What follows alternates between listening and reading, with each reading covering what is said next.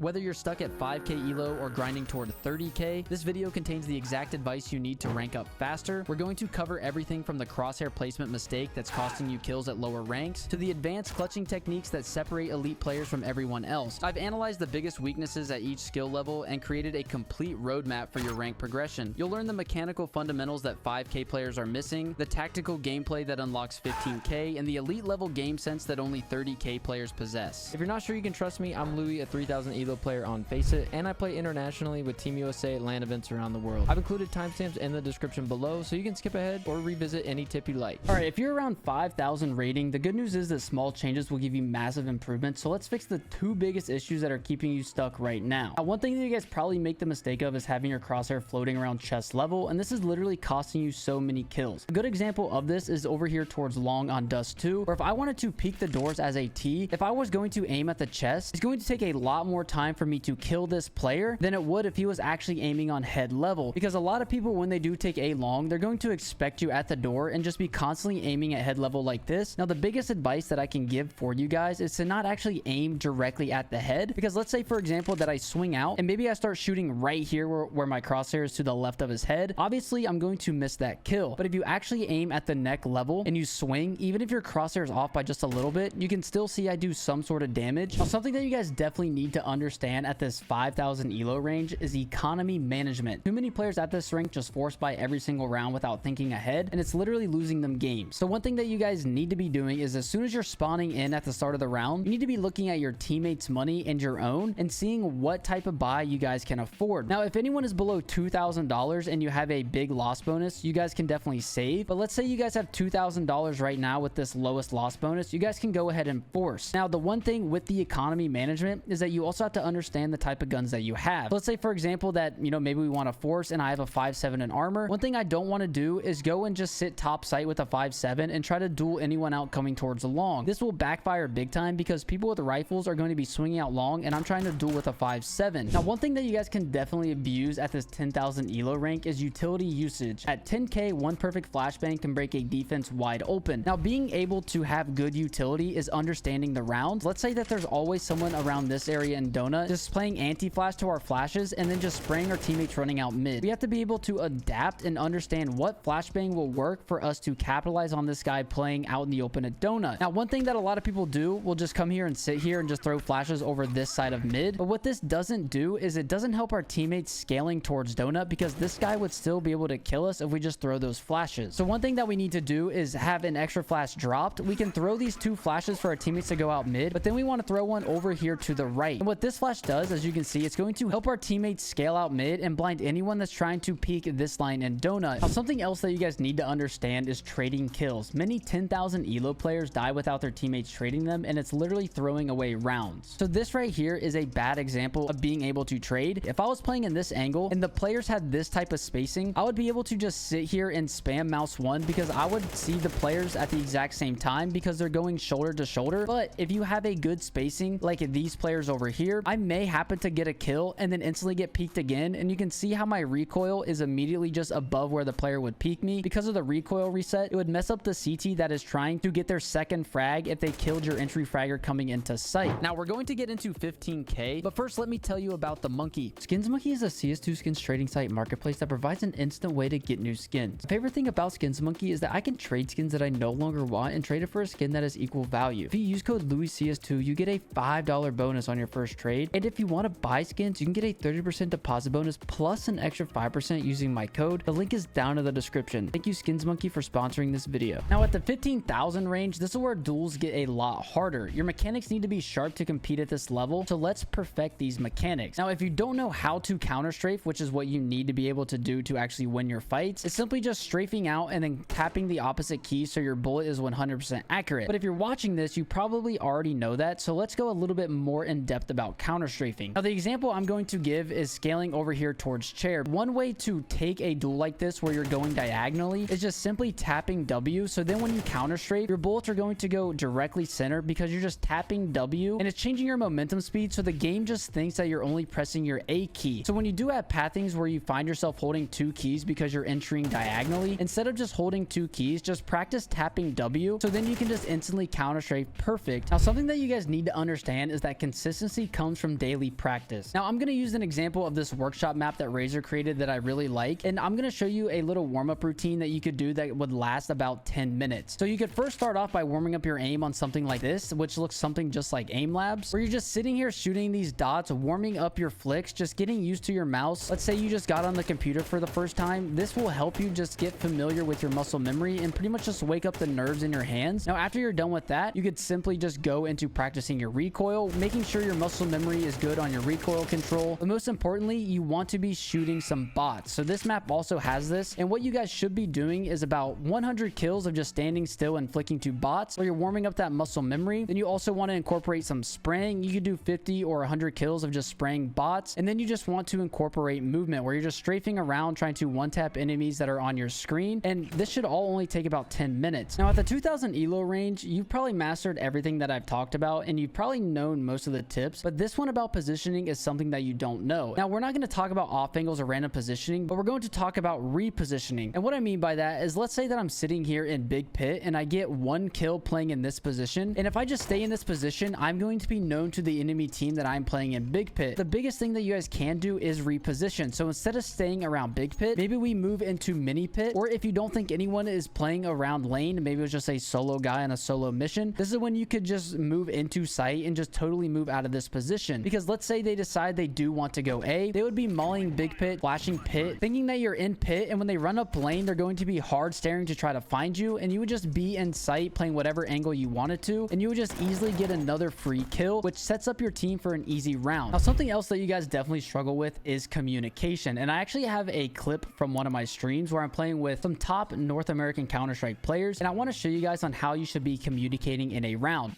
Holding long right now. So I have a teammate with me, and I comm that I am holding long for him, so he knows that he can walk up without getting killed. Now, our other player is over here towards Cat, but right now he's just kind of out of the round.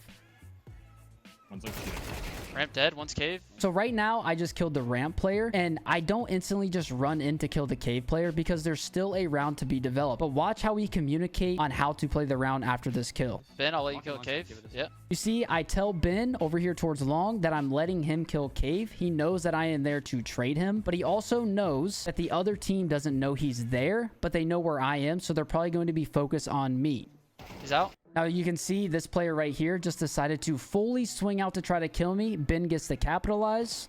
Nice. And then Polo kills someone in cave. All this happened just because of basic communication and us trying to put together a round. So at the 25,000 elo range, this is where the game starts to get a little bit more tactical than it is mechanical. And the one thing that I need to mention on this tip is how to actually fake a bomb site. So let's say, for example, we're on nuke and we want to fake an A rush. Now, notice the nades that I throw right here, where let's say I just nade open the door. I simply just smoke mini and just throw one flash out into mini. And this is what I would call a fake. But if we put ourselves into the position of the CTs, a good player would be able to identify that this is only one player throwing nades because of the pacing of how the nades are thrown. So in order for us to fake this A rush, is what we would need is to be throwing nades at the same time. So after I nade door, I would need to smoke mini, and I would need a teammate behind me to also flash into mini. If you put yourself inside of the CT perspective, you're going to be thinking, oh my gosh, two are coming out door, just be careful hut. You want to make sure that you have good grenade spacing. Now, something else that you guys need to be able to do is be adaptable. You need to be able to understand what the T's or the CTs are doing and adapt and maximize off what they may be doing. If you don't know how to adapt, try to find where the T's or the CTs are pressuring less. So a good example of this is if we are throwing outside smokes on nuke, let's say the CTs are constantly just breaking smokes out in the open like this, just chucking nades trying to find fights. One thing that you guys could do to maximize off of this is simply just sit behind the smokes, wait for them to break, and then kill the person that's looking for a fight. Because if you have 2 to 3 guys here just holding the smokes, at least one of you guys has to be able to kill the person nading the smoke. Now, the 30,000 elo mark is elite territory, but there's 2 skills that separate the best from everyone, and that is clutching. And the biggest mistake I see from people in clutches is picking one and done spots. So let's say I'm in a 1v2 on nuke and I decide to plant the bomb wherever I want to plant it, and I go and play in this position here. This is what you would call a one and done, because as soon as you get your first kill, you're going to be done and get instantly traded no matter where the enemies are, and this is such a bad bad position. So if I do want to plant on the A site, playing around the silos is the best thing that I can do because I can take every duel isolated no matter where I'm peeking, and I can even just sit here and play for heaven and also play time on the clock and make the CTs guess where I am. Now, the last thing that you have to do in this elite territory is understand enemy patterns. So if you can understand how the Ts or the CTs are playing the map, this will give you the idea on how you can abuse it and what gaps are able to be taken. So let's say, for example, that they do just constantly smoke outside on nuke, but you guys always break the cross and you never see anyone crossing on the first break. This tells you with the patterns that they always go slow down secret, which can give you the opportunity to just drop secret and just instantly play down here and be able to get all of this outside info because of how slow they're playing. This is something that you guys need to keep in mind in your positions. If this video helped you, check out this video with 20 beginner tips that I wish I knew sooner in CS2 by clicking the video on screen now.